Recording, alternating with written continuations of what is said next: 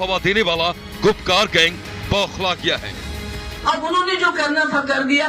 हम भी कहते हैं कि हम जम्मू कश्मीर की समस्या का समाधान, जम्मू कश्मीर में 370 और 35 हो इसको रिस्टोर करेंगे। मैंने वहां भी प्राइम मिनिस्टर से कहा, मैंने कहा जब मैं कहती हूँ कि 370 रिस्टोर को आपको गुस्सा क्यों आता है। नमस्कार, स्वागत है आपका न्यूज 24 जनसत्ता में। इस वक्त बड़ी खबर जम्मू कश्मीर से, जहां पर महबूबा मुफ्ती के काफिले पर आतंकवादी हमले की कोशिश देखी गई है। पूरी एक्सक्लूसिव वीडियो में आपको दिखाने जा रहा हूं। सीधे जोड़ता हूं आपको जम्मू कश्मीर से, क्योंकि महबूबा मुफ्ती पर आतंकी इस वक्त घात लगाकर बैठे हुए हैं और महबूबा मुफ्ती को मारना चाहते हैं। इसके पीछे की वजह यह है कि आतंकवाद को जहां पर महबूबा को बढ़ावा देना चाहिए, वहीं पर ऐसी कार्रवाई बीजेपी कर रही है कि आतंकवाद बढ़ नहीं पा रहा, जिससे कि पाकिस्तान के आकाओं में काफ़ी ज़्यादा गुस्सा है और वो भी महबूबा मुफ्ती, फारूक अब्दुल्ला समेत तमाम उन नेताओं को मरवाना चाहते हैं जो आतंकवाद को बढ़ावा नहीं दे पा रहे हैं।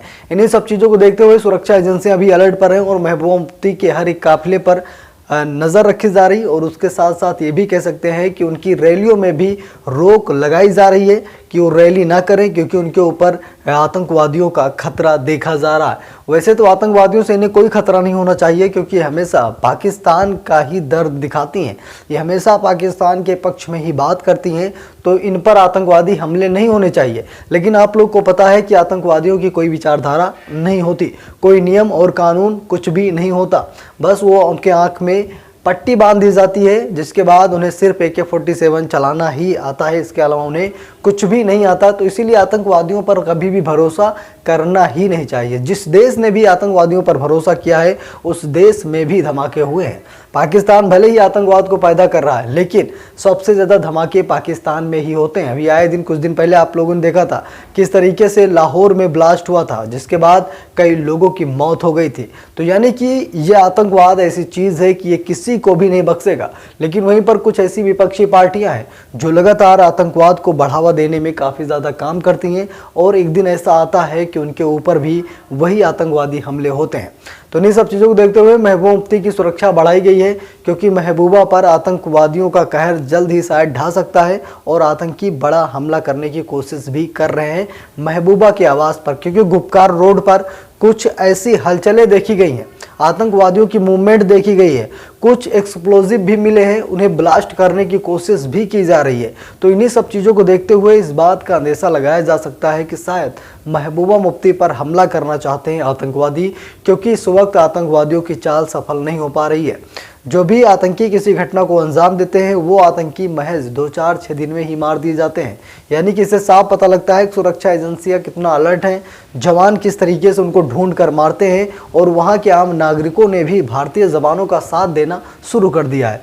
जैसा कि DGP ने खुद कहा था कि हम सफल इसीलिए हो रहे हैं क्योंकि आम नागरिक हमारे साथ हैं और आम नागरिक हमें सूचना देते हैं, जिसके बाद हम ऑपरेशन करते हैं और उसके बाद आतंकवादियों को ढेर करते हैं।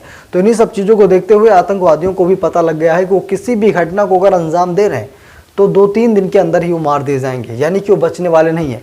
चाहे वो श्रीनगर हमला हो, चाहे ASI को जिस तरीके से बिजबिहाड़ा में मार दिया गया था, आतंकियों ने गोली से मारा, उसके बाद वो भी आतंकी कल ही ढेर हो गया। यानी कि इस तरह की घटनाएं करने वालों की अब खैर नहीं है।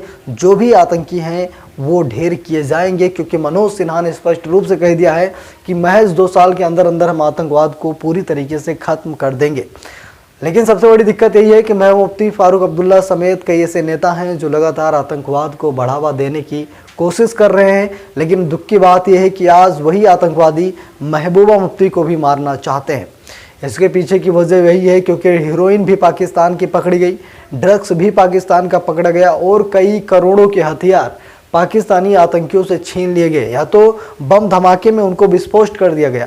तो इन सब चीज़ों से साफ पता लगता है कि अब आतंकवादियों की नहीं चलेगी। जो भी आतंकवादी घाटी में मौजूद है उनको ढेर किया जाएगा। लेकिन सबसे बड़ी बात यह है कि महबूबा मुफ्ती के काफिले पर आतंकवादी लगातार बड़ा हमला करने की कोशिश भी कर रहे हैं। तो आपकी क्या राय कमेंट बॉक्स में ज़रूर लिखिएगा। वीडियो को लाइक शेयर, अगर चैनल पर नए हो तो सब्सक्राइब भी ज़रूर कीजिएगा। मिलते हैं नेक्स्ट वीडियो में, तब तक के लिए बहुत बहुत